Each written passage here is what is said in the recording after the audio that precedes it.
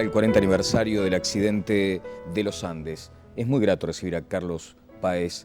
Carlitos, ¿cómo te va? Buen día. Bien, bárbaro, la verdad, muy bien. Bueno, hemos estado observando imágenes que ya estarán absolutamente registradas para todas las personas que han, durante todos estos años, recordado eso como la tragedia o el milagro. ¿Cuál es la concepción o de pronto la palabra que más se ajusta a la realidad desde tu punto de Bueno, vista?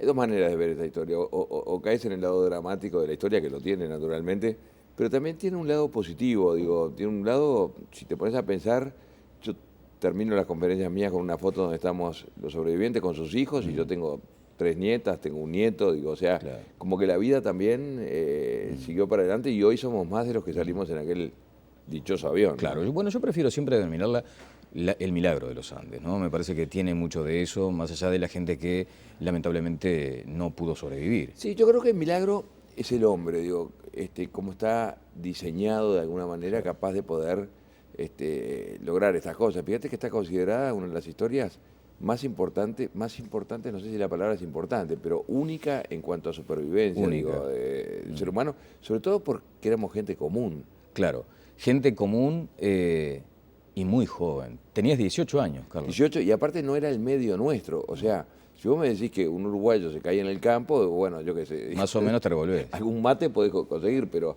nosotros estábamos en un medio totalmente diferente, nunca habíamos visto nieve. Bueno, claro, era el tiempo además de la primavera, por lo tanto ni siquiera había aquella precaución de llevar abrigo. No, y aparte nunca pensamos que nos íbamos a caer en la cordillera. Nosotros fíjate que caímos a 4.200 metros de altura, o sea, en un lugar donde nunca antes un ser humano había estado. Carlitos, hoy cuando lees, por ejemplo, el concepto o la palabrita resiliencia, seguramente en aquel momento con 18 años no tenías ni idea de qué se trataba. No tenía ni idea y hoy me doy cuenta de que, bueno, se está hablando mucho de la resiliencia, se está hablando mucho, que es un poco como es el endurecimiento después de situaciones como esa. Exacto. Yo creo que es una historia de la cual yo aprendí y, bueno, creo que todos aprendimos y mucha gente, bueno, yo lo veo permanentemente en empresas donde voy, que muchas veces la usan como un referente para que si la gente se está quejando por crisis, bueno, más crisis es la historia nuestra, digo. A veces estás quejándote por una crisis económica y la crisis real era cuando está en juego tu propia vida. Claro, uno siempre dice lo mismo respecto a esta situación. Es absolutamente intransferible la sensación de saber que tenías que sobrevivir muy a pesar de la gente que estaba quedando allí, que no tenía esa misma posibilidad, que había fallecido. Además, gente muy cercana, o sea, era un grupo donde todos se conocían. Y vos sabés que en el Uruguay 3 millones de personas, digo, el avión ese afectaba prácticamente a todos los uruguayos. De alguna manera, alguno conocías. Exacto. No, y nosotros padecimos la peor noticia que puede padecer un ser humano, que es, en el día a día de la historia, el saber de que no te buscan más. O sea, el desaparecer para el mundo. Nosotros escuchábamos, en Montevideo se está festejando el Día de las Playas, 8 de diciembre. Y nosotros escuchábamos por una radio espica que teníamos. Nosotros decíamos, estos hijos de su madre, digo, están festejando con 30 grados de temperatura y nosotros acá o sea, el mundo entero se había olvidado de nosotros, que como yo digo, es una gran diferencia con la historia de los mineros, que la prensa se encaprichó en comparar las dos historias que tienen puntos en común, como tienen, las dos historias duraron 70 días, las dos historias fueron en Chile, ellos aparecieron el 13 de octubre, que fue el día que nosotros nos caímos, pero tienen la gran diferencia que el día 14 el mundo entero se enteró de que estaban vivos y nosotros en el día 10 nos enteramos de que el mundo entero nos había abandonado. Claro. Allí había un esfuerzo. Tú quedaste conmovido por una situación vinculada con unos alpinistas que sí, estaban en una circunstancia bastante parecida, ¿no? Sí, ¿cómo te acordás de eso? Bueno, claro. Hiciste los deberes. No, pero en realidad es una historia apasionante, todo lo que tiene que ver con esta tarea. Esta tarea además de infundir, no sé, has matizado el concepto cuando te dicen que sos un motivador. Lo que pasa es que, sí, te veo que hiciste los deberes, digo, que yo no soy motivador, digo, viste, tú vas a ver un motivador, los motivadores andan por arriba del escenario y te gritan, tú puedes, tú mírate en el espejo y puedes. No es mi caso, digo, esto le llaman charlas motivacionales, es la historia la que motiva, es la historia la que dice que el ser humano común puede. Fíjate que nosotros éramos chicos de 18 años, aparte de una situación, de una condición social media y media alta, o sea que no conocíamos lo que era el frío, no sabíamos lo que era desayuno en la cama. Yo tenía niñera en esa época, para que veas el personaje que iba ahí, entonces ni siquiera Boy Scout había sido. Y de pronto te encontrás en esas situaciones. Y bueno, Entonces es una historia de gente común que nos tocó vivir contra la adversidad. Claro. Bueno, y nosotros a diario nos encontramos con circunstancias de personas afrontando sus propias montañas, afrontando sus propias dificultades, sus propios dramas y también olvidados por el resto de la sociedad, que muchas veces se proclama solidaria y quedan dudas de que efectivamente sea así. Tal es el caso de las personas que caen lamentablemente en la drogadicción, Sí. en el consumo, en las adicciones, que tú también en alguna medida padeciste. No, en alguna medida no. Yo soy adicto, digo, tengo 21 años de recuperación, pero padecí la adicción del alcohol y de la droga y bueno, y hoy lo veo como un tema realmente complicado. Si vos te pones a pensar de que el 10% de la población es adicta a algo, sea el alcohol, sea la droga, lo que fuera, tenemos un problema de 330.000 personas, o sea que son Un 8... problema de salud pública primero, ni que hablar, y después un problema social. No, pero en volumen, son 8 estadios centenarios llenos, digo, para magnificar el... Perfecto. Entonces es un problema realmente serio, no solamente porque la gente se hace mucho mal, sino porque esa gente le hace mucho mal a otra gente, digo. Yo a veces digo, el 24 de agosto, que es el día de la nostalgia, no sé cuánto, yo llego a salir con el auto y choco, yo que no tomo, porque digo, está todo el mundo que... Digo, sería como insensato que a veces pagar justo por pecadores y creo que es un tema que pasa por la información. Y dicho sea de paso, el otro día tuve una charla la verdad que me quedé encantado, una charla a la cual yo le tengo, me cuesta mucho hablar del pasado y hablar de lo que viví, hablar de la droga, digo, son cosas que ya están superadas, pero bueno, lo invité a Toti Piñeiro, que es un compañero mío de recuperación, que ahora se hizo terapeuta en drogas, y fue notable. El CIEF, el Centro de Investigación de Estudios Familiares, promovió esta charla ahí en Movie Center y mirá, tuvo un efecto increíble porque yo contaba la parte anecdótica de la cosa y él daba la solución, o por lo menos una posible solución, porque no es fácil salir de la droga. ¿Cuál es la principal dificultad para salir? Porque además has mencionado algo que no me pasó inadvertido. Soy adicto y hace 21 años que estoy en tratamiento. O sea, nunca se deja de padecer la adicción. Y es como dejar de padecer la diabetes, es una enfermedad crónica, digo, no dejas de ser, digo, yo tengo la condición de adicto, digo, yo nunca, en 21 años nunca probé nunca más un whisky, nunca más una cerveza, nunca más una pastilla, yo no puedo tomar pastillas. Digo. Bueno, allí hay un tema de actitud personal claramente, pero es como una batalla diaria que hay que librar. Es como una batalla diaria, pero también también es filosófico, digo, el solo por hoy no voy a tomar no es solamente eso, solo por hoy voy a tratar de ser lo más feliz posible, solo por hoy voy a poner la mayor pasión en lo que haga, solo por hoy voy a trabajar lo más que pueda, solo por hoy voy a reír lo más que pueda. Esa es un poco la filosofía, es el estado de presente. Claro, Carlitos, te preguntaba antes, ¿cuál es la principal dificultad? ¿Que la gente te margine, te abandone, que no te contengan? Yo creo que son varias. Primero es el tema tuyo personal, digo, que te vas cada vez abandonando más y por supuesto después te terminan marginando y después la vida final de un adicto es espantosa, digo, nadie más te quiere, nadie más te respeta, nadie más, o sea, quedás en el olvido. Y creo que son cosas que se podrían tratar o por lo menos informarlo. Yo creo que esto pasa por un tema de información. Vos sabés que la palabra adicto quiere decir no dicho. Claro. Entonces lo que no está hablado, yo creo que hay que hablar claramente de los temas, claramente. Hablar en tiempos de familias fragmentadas, por ejemplo.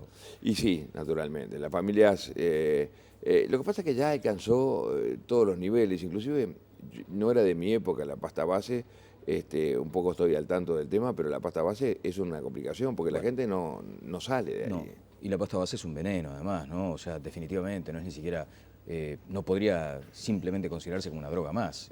No, pero mata, cuando te metes en la droga, que estás en eso, no sabes lo que estás tomando. No. El otro día, no me acuerdo qué canal de televisión, habían hecho un análisis y creo que era aspirina Sí, sí. lo que vendían. Digo, No, y restos de fibra vidrio, por y ejemplo. fibra de vidrio, ¿no? Y veneno de Exacto, ratas. Y veneno digo, de rata.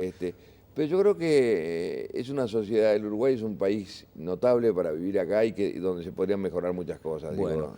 hay una voluntad del presidente de la República de generar un muy fuerte debate. Se ha dicho, por ejemplo, que de pronto fue desprolija la presentación de ese paquete de medidas, que solo se destacó la posibilidad de legalizar la comercialización de marihuana, pero quienes defienden esta iniciativa del presidente dicen, pasa que es un tema que hay que debatirlo mucho, muy profundamente en toda la sociedad. ¿Estás de acuerdo con lo que está pasando hoy con el tema marihuana? Mira, a mí no me gusta polemizar demasiado. Yo creo que pasa por tomar yo no sé si legalizaría la marihuana. Yo creo que legalizar la marihuana es dar una apertura a muchas otras más drogas, digo, porque de la marihuana y después que, yo digo, yo mismo, yo era un gran consumidor de alcohol toda mi vida y aparte, como yo digo, era el chico ideal para las madres, digo, el chico prolijo, pero tomaba alcohol y bueno, una droga totalmente aceptada. Y un día fumé marihuana y de la marihuana pasé al resto, digo. Pasé a la cocaína, pero con una velocidad monumental. Y bueno, yo creo que, no sé, no quiero entrar en controversia de ninguna especie, pero yo no soy muy partidario de legalizar la marihuana. Están con problemas en Europa con la legalización, digo, tienen Bueno, hay problemas como los un psiquiatras. camino, sí. Los psiquiatras tienen problemas, digo, porque la marihuana da psicosis, esos brotes psicóticos y todo eso. Los psiquiatras no se pueden ir de vacaciones en Holanda porque llegan los turistas. Cierto. Digo, son problemas. Sí, sí, es un camino que se está repensando. Así que información, desde tu punto de vista, lo clave es informar. Creo que el tema es que la gente tiene que estar muy, muy, muy al tanto. Yo te digo, la verdad que me quedé asombrado el otro día, no era mucha gente, tampoco eran 300 personas, pero la avidez por saber, digo, por saber. Por suerte me acompañó este amigo mío, Piñeiro, que es un tipo que, bueno, que conoce el tema de la recuperación, cómo se hace y todo eso, porque yo conozco mi tema personal, lo que yo transité, lo que yo sufrí y todo eso. Pero hay una cuestión más técnica. Y bueno, y eso hizo que la gente realmente una repercusión notable. Yo te digo, tanto es así que me quiero abocar acá en el Uruguay a poder pasar, a poder aportar algo a la sociedad. Digo, porque vos sabés muy bien, yo doy conferencias en el mundo entero sobre trabajo en equipo, liderazgo, toma de decisión, tolerancia a la frustración. Digo, el año pasado di 102 conferencias en el mundo entero. En el Uruguay todavía no está el tema de la conferencia instalada, pero creo que acá se puede hacer alguna cosa muy buena por el tema de la adicción, o por lo menos de la prevención o de la lucha o del saber que también se puede transitar por un camino de recuperación. ¿Y has establecido contactos, por ejemplo, con gente del gobierno, con instituciones para desarrollar esta idea? Mira, todavía no. El otro día lo hicimos, ya te digo, a propósito del CIEF, y ya te digo, a mí no me gustaba mucho, es decir, lo hago, es un acto realmente de generosidad, digo, el poder contar la historia, honestamente lo digo con total humildad, porque es muy duro volver para atrás a una cantidad de cosas. Pero cuando vos ves el resultado, entonces digo, valió la pena, tiene sentido. Te gratifica, claro. Tiene sentido. Bueno, recuerdo, a ver, director, si podemos preparar ese muy breve material, una entrevista con el Negro González Oro en Argentina, con el programa Postdata, que te exhibió un tramo de lo que eran aquellas primeras manifestaciones luego de haber sobrevivido a la montaña, cuando todavía tenían que regresar por los compañeros, ¿no? A ver si lo tenemos, director, lo compartimos con Carlitos. Bueno, vamos a esperar apenas unos segundos para compartir este material que teníamos previsto para ustedes. Has hablado, por ejemplo, de la necesidad de recuperarse ante la frustración. Cotidianamente tenemos para resolver varios estados de frustración. ¿Cómo hacemos, Carlos? Y sí, mira, la historia nuestra es una historia permanente de lucha contra el no. Hagamos un pequeño análisis de los grandes no de la historia. Primero el accidente, después recibir la noticia de que no nos buscaran más, tomar la decisión de alimentarnos de nuestros compañeros muertos, la avalancha, encontrar la cola y no poder hacer funcionar la radio. O sea, eso en los 5 grandes no de la historia, y nosotros al no le dijimos que sí, que ese es por eso las compañías de seguros, por ejemplo, y los laboratorios permanentemente me invitan a dar conferencias. El vendedor de seguros es un tipo que tiene que tolerar la frustración permanentemente. Claro. ¿Cuántas veces te ofrecieron un seguro este año? Varias. Y bueno, y a eso le dijiste que no. Y hay gente que se tiene que volver a levantar. Y bueno, y esa es un poco la inspiración que tiene la historia nuestra, digo, la lucha contra la adversidad. Sabes que cuando comenté que tú venías por el Twitter, tenés Twitter además, hay que decirlo, ¿no? @Carlitos Páez. Cuando comenté que ibas a venir, hubo gente que me dijo, bueno, una gran persona, con una vivencia muy, muy especial, me dice una amiga del Twitter. Mi hija Jessie se enfrenta a una grave enfermedad. Yo le hago ver que sí se puede. ¿Cuántas circunstancias de este tipo? Porque uno muchas veces dice, bárbaro, me dicen que tenga la motivación especial para afrontar el día a día, para ir con optimismo, para decirle sí a los 5 no. Pero ¿cómo se hace ante estas situaciones tan terribles, Carlos? Sí, es un tema de actitud, y un tema actitudinal. Yo me encuentro permanentemente, fíjate que de alguna manera uno se convierte en una especie de psicólogo ambulante, digo, porque a charla que vas, 300, 400 personas en México, siempre hay 2 o 3 que vienen con un problema a preguntarte y todo eso. Es dura, la vida es muy dura, digo, pero yo creo que de lo que se trata es de mirar para atrás. Yo siempre digo por el espejo retrovisor a lo que vivimos, pero para encontrarle lo positivo, para ir para adelante. Digo, la historia nuestra, como hablábamos al principio, fue muy dramática, pero tiene un resultado también, digo, tenemos hijos, nietos, o sea, la vida continuó. Claro. Ese es un poco el sentido de encontrarle lo positivo a lo negativo. Claro, bueno, y si habrá que preocuparse de las cosas importantes, ¿no? A veces nos enojamos porque los que están construyendo acá una ampliación del canal no paran con las máquinas al aire. Fíjate vos, ¿eh? ¿Cómo voy a enojar con eso cuando hay tantas cosas tan importantes? Carlos, bueno, tenemos alguna dificultad técnica para compartir contigo ese video que te mostró el negro González Oro, pero allí ustedes intentaban responder tantas preguntas y con esa dificultad, ¿qué es lo que nunca te han preguntado luego de la tragedia? Sí, es que yo creo que me han preguntado todo, yo creo que absolutamente todo. Yo siempre me dicen, che, me dejás una... Bueno, tratá de hacer la pregunta que nunca me han hecho. Es una historia de la cual hemos hablado absolutamente todo. Yo creo que se ha hablado de todo por lo menos lo más importante, de cosas mínimas que por ahí hasta nos hemos olvidado. ¿Había un pacto de silencio de cualquier modo de cosas que habían pasado? Hubo un pacto de silencio en cuanto a decir de quiénes dispusimos para alimentarnos, porque realmente no tiene sentido, digo. Claro, y además no tiene sentido hablar del tema y tenía una muy fuerte connotación hacia las familias. Naturalmente, por eso mismo hay un pacto, vamos a decir, no es un pacto, es un, un pacto suena a algo convenido y todo eso, es una cosa que es lo natural. ¿Pero fue lo más difícil de explicar a lo largo de estos años? No para mí.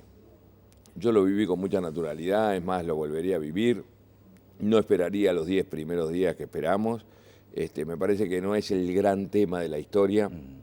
Es uno de los temas por los cuales se hizo famosa, pero a mí no me invita un laboratorio o una financiera o un banco a hablar del tema. Digo, hay otras cosas que tiene esta historia, la parte solidaria, la tolerancia a la frustración, el trabajo en equipo. El trabajo en equipo, nuestra historia fue notable. Predominó el equipo sobre las individualidades, claramente. Naturalmente, naturalmente. Y no por el hecho de ser equipo de rugby, porque, digo, fíjate que del equipo de rugby, que todo el mundo habla así, la gente simplifica y dice, equipo de rugby, trabajo en equipo, se salvaron.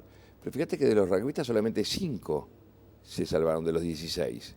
O sea, había 11 que no eran rugbyistas. Claro. Entonces, no podés darle el mérito al rugby solamente. Yo creo que el ser humano está diseñado para trabajar en equipo y nosotros peleamos por los mismos objetivos. En realidad peleamos para volver a casa, ni siquiera peleaba para venir acá 40 años después. Digo, no era esa la lucha, o para que Malkovich, el actor número 1 del mundo, me represente a mí. Nosotros peleamos por cosas muy simples. Peleamos por volver a casa con mi mamá, con mi papá, con mi perro y con el vecino. Esa era la lucha. Sí, Nando Parrado creo que dice, bueno, ¿qué le decís a tu padre? Le pregunta el periodista. Y bueno, que probablemente me esté necesitando, y yo también a él. Y yo también a él. Tan sencillo y tan profundo. ¿Cómo hiciste los deberes? No, pero es que es una historia que te atrapa, Carlos. Por favor. Es impresionante. ¿Y cuál es nuestro equipo, por ejemplo, en la cotidianidad? Porque yo tengo un equipo acá notable, formidable. Siento que soy familia de este grupo que nos acompaña, por ejemplo, cada mañana. Pero en mi familia, por ejemplo, ¿puedo sentirla como equipo también? Naturalmente, naturalmente. Yo creo que para que prevalezca el tema del equipo, hay otra gran palabra. Yo siempre digo que la historia nuestra tuvo 2 palabras. Una fue la actitud y la otra fue la humildad. Dios nos enseñó de que el camino era por el lado de abajo. Cada vez que nos la creímos, nos pegó un garrotazo. Fíjate vos, nos manda la avalancha. ¿Tuvieron esas vivencias, por ejemplo, de creer que al ratito iban a estar ya Y sí, salvados? nosotros nos la creímos, pero en el momento que creíamos que podíamos estar salvados, pum, venía la noticia que no nos buscaban más. El momento que veníamos organizando la cosa, pum, una avalancha. Entonces, ¿qué? Yo creo mucho en los mensajes, y yo creo que fue un aprendizaje constante, que la cosa... Fíjate que tanto es el tema de la humildad que el vínculo con la sociedad fue a través de un hombre de campo, un hombre sencillo, un hombre... Esta es una historia que tiene mucho glamour, digo, es una historia que tiene 3 películas, 18 libros, 9 documentales, Hollywood entero. Digo, acá vinieron las 4 editoriales más grandes del mundo, o sea, el Uruguay entero se conoció muchísimo por esta historia. Digo. El equipo, ¿con necesidad siempre de liderazgo o el liderazgo lo marca justamente la conjunción? La conjunción y el respeto de los roles, el respeto de los roles. Cada uno... Y nosotros respetamos a muerte los roles, había 3 estudiantes de medicina que los respetamos como médicos, Roy Harley como ingeniero, Adolfo como inventor, digo, o sea, en eso... Pero yo creo que cuando vos a mí cuando, te digo la verdad, me da una pereza china venir esta mañana acá, porque Claro. yo vivo en la Tabona, digo, Lo o sé sea que, perfectamente, por eso lo valoramos muy especialmente. no, pero ¿sabes por qué lo hago? Porque vos sos un tipo que me transmitís eso, justamente esa humildad. Digo, ¿cómo le voy a fallar Digo, aparte volver a hablar sobre el tema. Claro, no, y además me acuerdo de una cosa que fue muy curiosa, ¿no? Y con esto estamos cerrando. Cuando el libro, después del día 10, que me lo obsequiaste y que fue muy grato recibirlo, uno hace la clásica, ¿no? Bueno, firmámelo. Y me dijiste, no, de ninguna manera, te lo voy a firmar cuando lo hayas leído. Sí. Así que lo tengo todavía para la firma. Lo leí igual, lo leí igual. El otro día fue gracioso, déjame hacer una anécdota porque Claro. fue graciosa. Bueno, salió en el Facebook mío, qué sé yo, de que la conferencia está del CIEF, mi segunda cordillera, y entonces alguien me escribió ahí, che, hoy me no están harta la gente de escuchar el tema, el mismo tema, ¿no tenés otra cosa para vivir? Digo, mirá, justamente, también por teléfono a la persona, digo, mira, no se trata de la conferencia de los Andes, sino que se trata de otra conferencia, y no lo hago por vivir, sino que lo hago para poder aportar algo a la sociedad que está complicada. Bueno, voy a anunciar algo interesante. En el Tajamar, la semana que viene, hay una muestra sobre todo este tema, ¿no? Con motivo de los 40 años. Va a estar, por ejemplo, la ropa con que Canessa cruzó la cordillera, ¿no? Sí. Y más de los que no regresaron a la familia. Bueno, en fin. Te quiero agradecer muy especialmente, Carlos, y ojalá que podamos cada tanto seguir con estas contribuciones. Hemos denominado estos viernes los viernes para pensar, hacer una entrevista que permita reflexionar, disparar algunas cuestiones que tenemos cada uno de nosotros para afrontar la vida con otra actitud. Mira, el 5 de septiembre hay una conferencia, hay un congreso de espiritualidad en Buenos Aires al cual me invitaron a ir, y entonces yo le digo, mira, yo dentro de la parte espiritual, yo he tenido mis momentos espirituales, pero yo más que nada acepto la invitación porque creo que es un momento de reflexión. A veces hay que parar para seguir andando. A nosotros nos tocó en la cordillera, nos tiraron ahí, dijeron, Carlitos o fulanos, vamos a parar para reflexionar y ver por dónde va la vida. Y a veces conviene parar un poquitito para después seguir andando. Sí, parar y ver cuáles son las posibilidades, ¿no? Ante nuestras montañas cotidianas. Carlos, muchas gracias. Gracias a vos.